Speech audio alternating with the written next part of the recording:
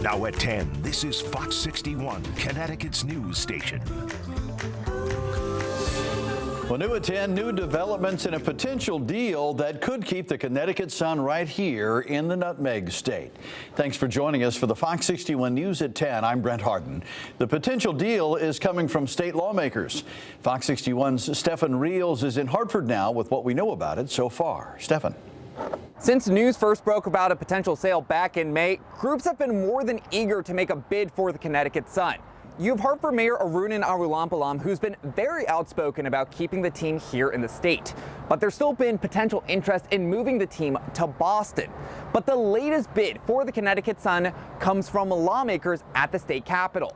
Fox 61 caught up with Lieutenant Governor Susan Bysiewicz, who confirmed the negotiations are underway. She said the state wants to work with the Mohegan tribe, who saw the future in the team when no one else did when they first bought the Sun in 2003. No timeline has been given at this moment, but Bysiewicz says this is a priority for the governor, and the state is willing to do what it takes to keep the team here. We are the collegiate basketball capital of the world, so this expands our legacy. The great thing about having them in Connecticut, particularly Hartford, it's very centrally located. More people could come, and we're excited about the prospects for keeping them here for the future. Now, Bysiewicz did not confirm how much this potential deal would cost, but any sale would first need to be approved by both the WNBA and its Board of Governors. In Hartford, Stefan Reels, Fox 61.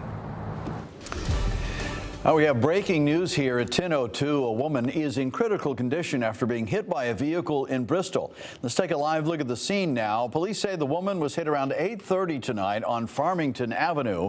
Right now, police have shut down the road between Mix Street and Missile Avenue so they can investigate. Drivers are urged to avoid that area and use alternate routes.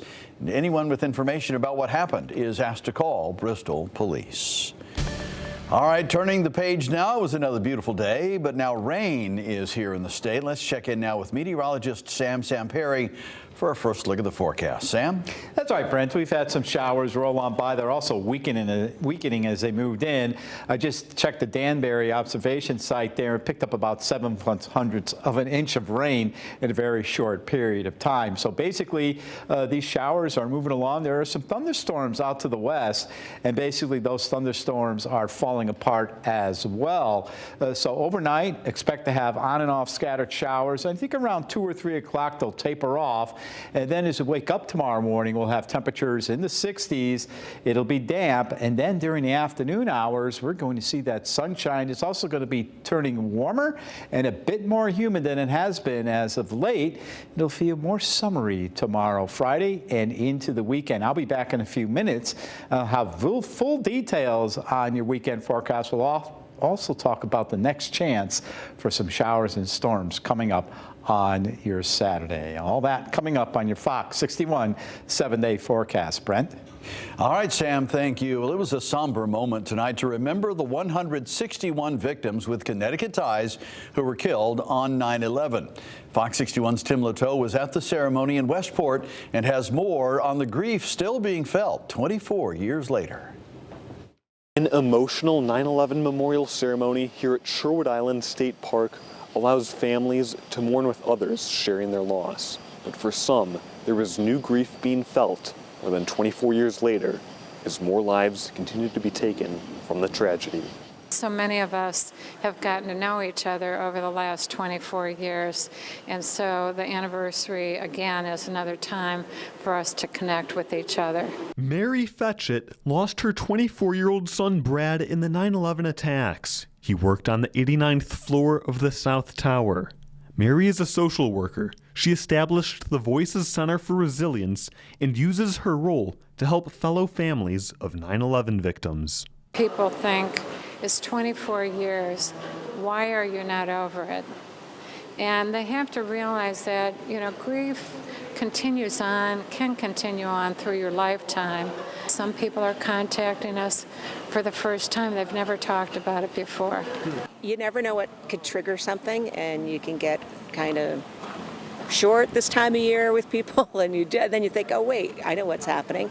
We're approaching the anniversary. Barbara Thurkoff's brother Tom was killed when the plane hit the first tower. The 2 decades since have brought another generation into Barbara's life, allowing her to heal. My brother would have had 4 granddaughters by now, so when I get to be granty for them, so I think you just, that's what allows you to move forward, is because you help them move forward and they help me move forward. As the white roses are laid on the memorial, Barbara can only think of all she wants to tell Tom. Well, beyond the, we miss you so much is, your kids are wonderful and your granddaughters are delights. Connecticut's 9/11 memorial ceremony is held days before New York's to allow families to attend both. In Westport, Tim Latow, Fox 61.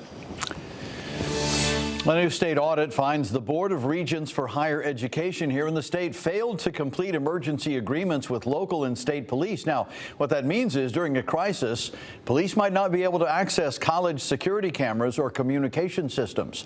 The board, which oversees state universities and community colleges, says it is working to fix the issue and has launched a new compliance office. Auditors also flagged poor inventory practices and dual employment violations, so there are more problems. The board has agreed with the findings and pledged improvements across the system. A New Haven man faces charges tonight after police say he abandoned his dog, which later attacked a local animal control officer. Woodbridge police say 29-year-old Curtis Torres left his German Shepherd in Bethany back in June. When an officer tried to help the dog, it lunged, knocked her to the ground, and bit her multiple times. She was hospitalized. Torres is out on bond and due in court September 12th. And right now, New Britain is grappling with back-to-back shootings in just the first week of September. People in the community say it's time to step up and stop the violence. Fox 61's Nick Bradshaw takes us to one of the scenes and talks with neighbors about what they're thinking. It's not common here in New Britain, but 2 shootings within a matter of days, and police are currently investigating. I spoke with witnesses earlier who tell me it was a drive-by shooting and the suspects drove off on mopeds. Neighbors in the area say it's time for a change. In just the first week of September, New Britain police have had to launch 2 investigations into 2 different shootings.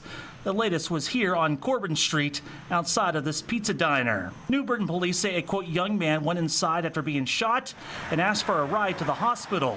Instead, they called 911. I think that a lot of the people are losing their way. Eddie Perez grew up in New Britain. And as a father, he believes it's important for those in the community to start embracing one another and stop the violence. And when you don't have a home, you don't have someone to talk to, someone to look up to, you turn to the streets. On the morning of September 2nd, police were called to their first shooting of the month on Main and North Streets. Police say a possible gunshot victim waved police down and said he was involved in a disturbance on Janet Street. Be there for your kids, be there for your mother, be there for your brother, be there for your sister, your neighbor. You know what I mean? Learn to be a better person. We're here as kids go back to school and Congress goes back to work to renew our call, and it's a call for action. On the same day of the shooting, Senator Richard Blumenthal stood on the steps of the Capitol and pushed for lawmakers in D.C. to pass stricter gun laws. On the streets, in the neighborhoods, to stop gun violence, and we have an obligation to do it now. You're not doing nothing for the guns that are still floating around the street. That don't change nothing. Perez doesn't agree and believes the community's job is to love one another and not create new laws.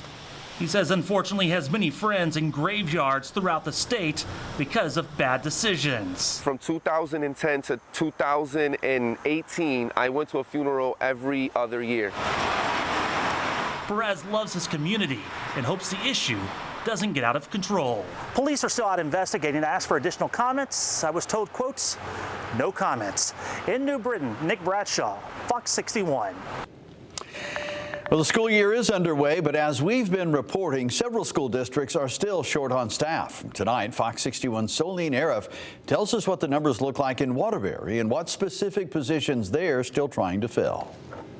I sat down with Waterbury's public school superintendent, who tells me they've made a lot of progress with hiring this summer. Earlier in July, they had about 110 vacancies, and as of the start of September, that number is down to 56. Now, keep in mind, Waterbury is a huge school district with about 1,500 positions, so that number comes out to less than 4%. Superintendent Darren Schwartz says he's proud of their progress despite a difficult hiring climate in education. We've been struggling with a national teacher shortage for a few years now, and so nothing is more important than our teachers and our administrators in the schools. Deputy Superintendent Juan Mendoza says when they look at the numbers, currently we have about 27 vacancies for special ed.